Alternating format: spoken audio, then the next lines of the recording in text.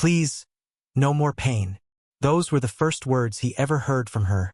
Soft, fragile, and heavy enough to cling to the hot Wyoming air like smoke after a fire. They did not echo. They seeped, like the last cry of a bird caught in a storm.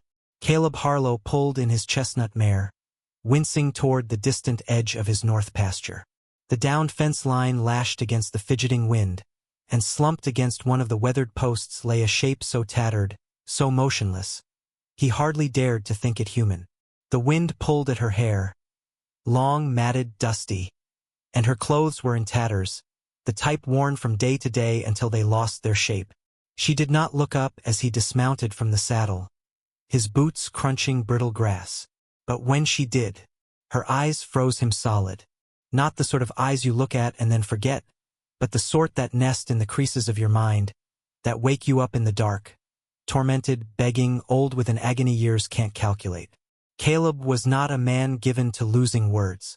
Wyoming's big skies and hard winters had taught him that sometimes silence could be gentler than speech. But some manner in which her hands were shaking caused him to violate that rule. "Ma'am, do you hurt?" He spoke softly, dropping down to look into her eyes. Her swallow was slow and deliberate, as though each muscle had to struggle to do her bidding. "Please," she croaked, voice parched and rough. No more pain. It was in his chest, bitter, leaden. She didn't reek of booze or trouble, but dust, fear, and weariness. Caleb's gaze flicked to the glinting highway, unpopulated. Then to his ranch home, a small dot on the parched earth. Whatever she was, she had traveled far. And by her appearance, she was still fleeing from something that hadn't stopped pursuing her. He extended his hand. "You're safe here. Come on in." She lingered, looking at his face for the deception she so obviously sought. But at last, her icy fingers wrapped around his. When he stood her up, he could feel the bones beneath his fingers. She teetered, and he had to grab her to keep her from falling. She had about as much weight as a feather, but the burden of her tail bore down harder than any load he'd ever pulled out of the stockyards. By the time they made it to the ranch house, Caleb's head was already spinning with the facts. A woman by herself, hurt, scared. Somewhere back of her was the devil himself. And Caleb knew deep down, devils didn't surrender easily. Inside, the air was chilly, with a slight smell of coffee and pine cleaner. He sat her down on the couch and handed her a glass of water. She sipped like a woman who hadn't taken kindness in years. "Name's Caleb," he whispered. She set the glass down, her hands shaking. "Anna." Then, nearly too softly to be heard, I can't go back." That's when he noticed them. Slight bruises wrapping around her wrists. Not the type you'd get from a fall, but the type that occur when fingers wrap too tightly for too long. He didn't demand an explanation. He knew better than to try and pry open a wound that wasn't ready to heal. But something within him changed. If someone had placed those markings on her, they'd have to get through him to get it done. And Caleb Harlow wasn't a man you got through easily. Anna awoke the next morning to the aroma of coffee wafting in from the kitchen.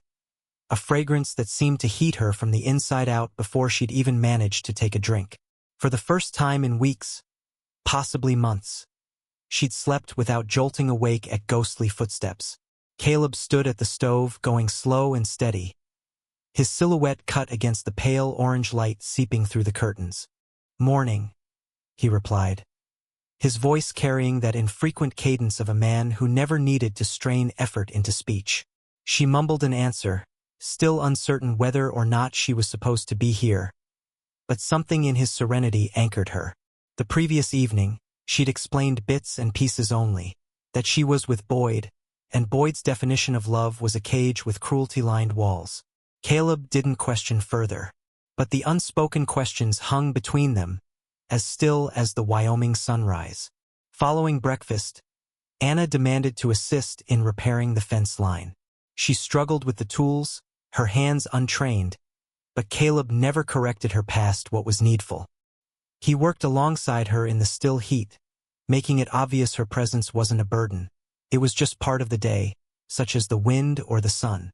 3 days went by before the devil caught up with them. A low rumble came out of the dirt road, building until a cloud of dust rolled down the ranchway. Boyd's truck, its engine growling as if it had a debt to collect. Caleb saw it from the porch. His jaw clenched just enough for Anna to catch. "Go inside," he said to her. But she froze. Every muscle screamed for her to run. Yet the memory of what happened the last time she tried rooted her in place. Boyd swung out of the cab, boots hitting the ground with a heavy thud that seemed to weigh down the air.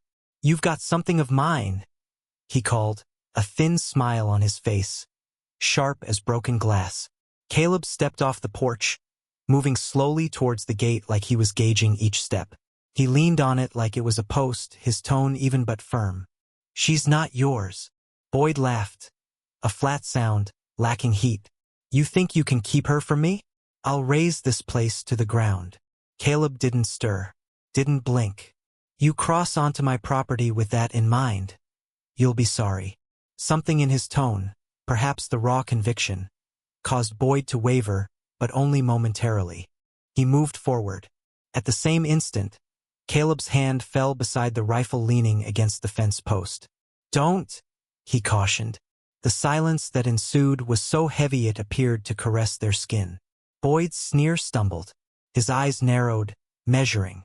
Anna wasn't breathing. Sure, the next noise would be the sound of gunfire. Instead, Boyd spat in the dirt, muttered something low, and climbed back into his truck. The engine roared, the dust rose, and soon he was gone. Nothing but a memory fading into the horizon. Anna's knees gave out as the tension drained from her body. Caleb caught her, his hand firm but gentle. "You're safe now," he said, and for the first time she believed him. The weeks thereafter passed into a rhythm of quiet. Anna learned the ways of the ranch. Feeding animals at dawn, fixing fences, standing under sunsets so broad they seemed to swallow the sky whole. Caleb never questioned her where she came from. She never felt the need to tell him. Sometimes kindness doesn't arrive with questions. Sometimes it simply is like a well you didn't dig, but from which you can freely drink. Months afterward, a letter came from a women's shelter in a neighboring town. They were inviting Anna to take a job, assisting other women to get away from their own devils. She accepted. Caleb took her there himself. When she hung back at the door, he merely touched the brim of his hat. "Go change the world, one person at a time." She smiled because she already knew it had. Once, on a solitary ranch in Wyoming, there had been a man who had stood between her and the devil. And in doing so, he had returned her life to her.